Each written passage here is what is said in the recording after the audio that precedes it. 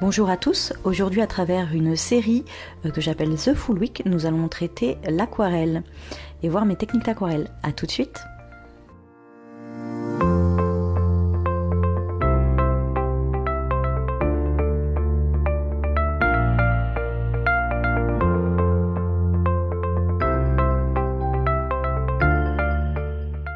Alors tout d'abord The Full Week, c'est un projet de dessin fait à partir d'une compilation de 7 mots de ma semaine qui représentent mon quotidien.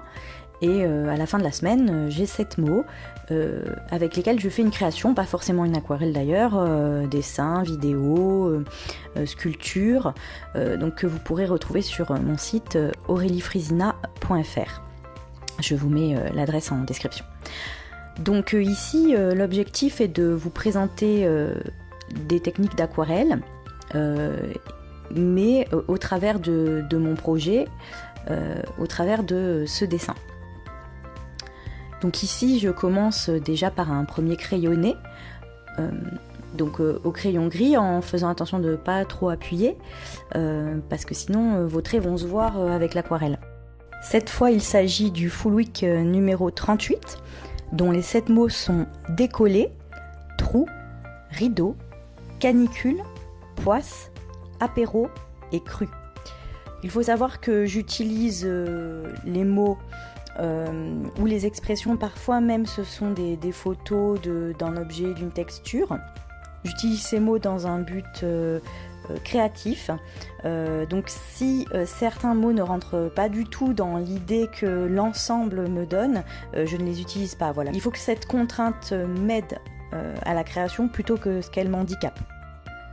Après un crayonné léger au crayon gris, j'utilise toujours ma gomme bleue comme ça pour enlever le surplus de matière, ce qui permet d'être encore plus léger pour passer à l'aquarelle derrière.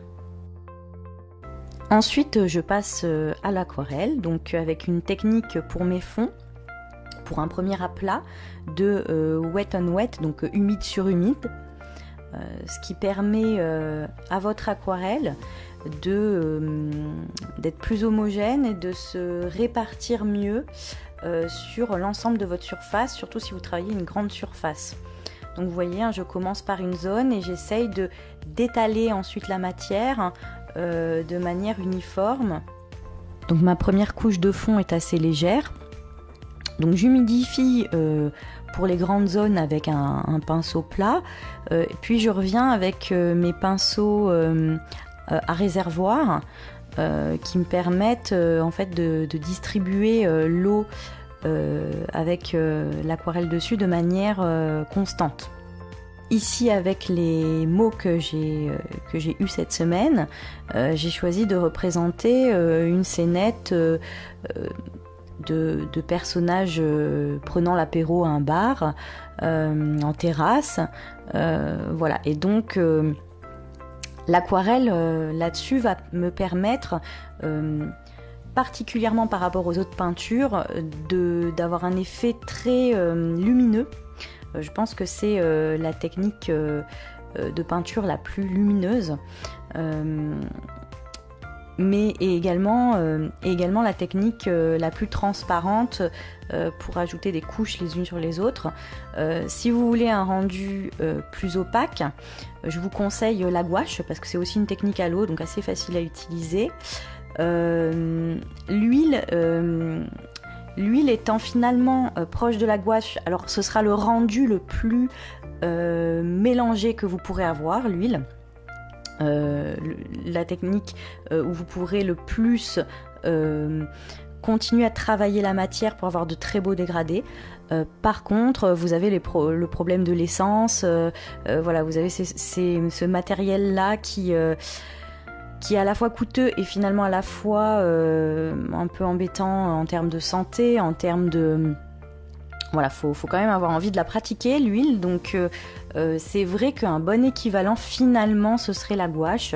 Bon, quant à l'acrylique, c'est un peu une autre façon de travailler. C'est une peinture qui un peu plastique, hein, du coup, qui donc à base effectivement un peu de plastique, qui va sécher, et il faudra vraiment le travailler en couches.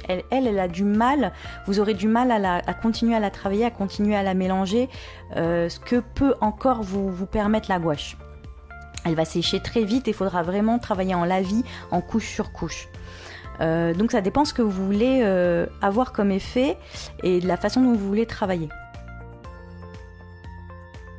Ensuite, une fois que mes lavis, une fois que mes aplats sont posés, je vais commencer à monter progressivement en couche, couche sur couche, pour travailler les ombres et les lumières. Donc surtout les ombres en fait, hein, l'idée étant avec l'aquarelle de mettre d'abord les zones les plus claires, en laissant les espaces blancs là où vous voulez garder le maximum de lumière, et de monter progressivement en allant toujours plus foncé de couche en couche. Plus tard, je rajouterai aussi des détails de coloration de cette manière-là.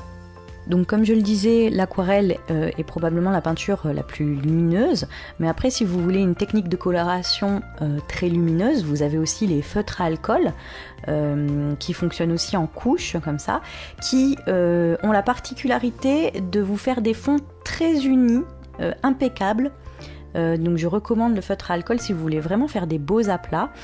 Avec le feutre à alcool, il faudra faire attention, si vous insistez trop, il faut être assez rapide pour travailler. Si vous insistez trop sur la même zone, ça va pouvoir baver.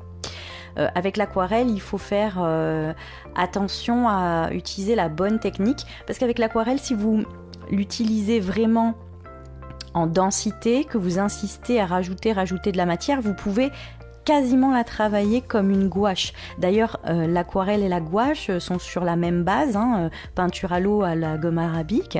C'est juste que finalement, la gouache est plus pigmentée, elle est plus dense en pigment que l'aquarelle, ce qui fait que du coup, vous obtenez cet effet plus transparent.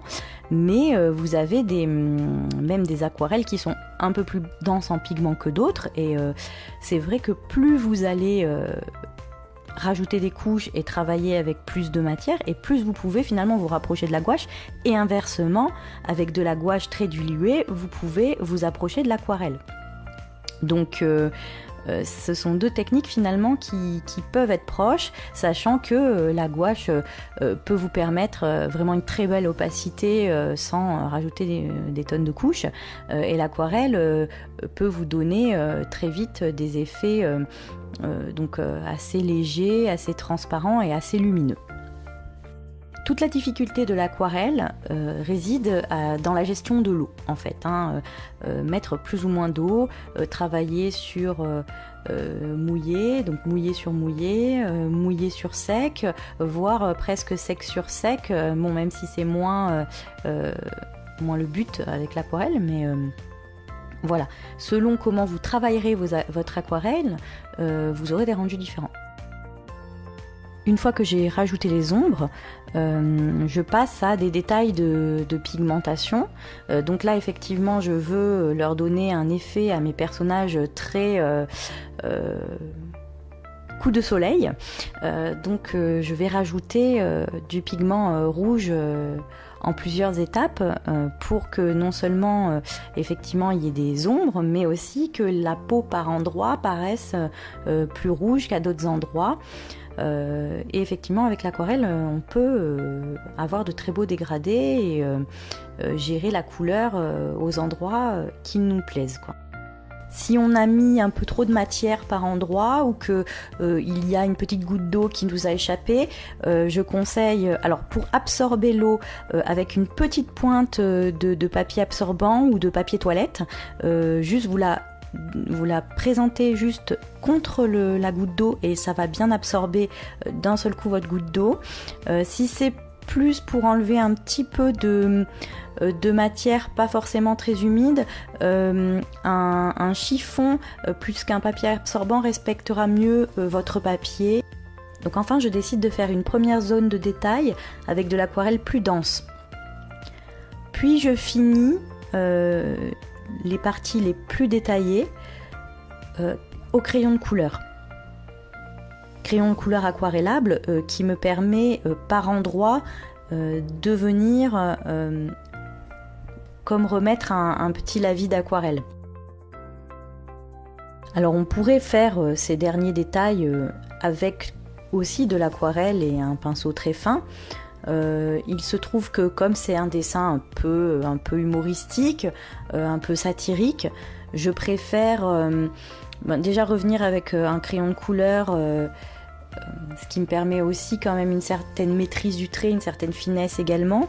Et également pour pouvoir faire du contour, parce que sur ces personnages-là, je décide de marquer un contour avec un crayon, non pas un crayon noir, mais un crayon beige, marron, proche de la couleur de peau. Mais tout de même pour qu'on voit ce trait de contour, hein, c'est voulu pour revenir un petit peu à un style un peu BD, un style un peu dessin d'humour. Cela permet également de mieux marquer les formes, de mieux les détacher sur le fond, même si avec la peinture, vous pouvez réaliser une image parfaitement bien définie sans utiliser un seul contour, bien évidemment. Pour ce faire, ce sera la qualité de vos contrastes qui va permettre de dégager les formes sans faire de contour, justement. Je crée également au crayon de couleur de nouveaux détails, comme ici des petites tuiles sur le sol. Puis enfin, je viens apporter des points de lumière plus forts au marqueur blanc, par exemple un Posca, donc qui est de l'acrylique, mais qui marche très bien comme touche finale sur de l'aquarelle. Sinon, vous pouvez revenir avec de la gouache qui reste bien opaque. Ou encore avec un crayon de couleur blanc s'il est également bien opaque. Et voilà le résultat final. Et on se retrouve bientôt pour une prochaine vidéo.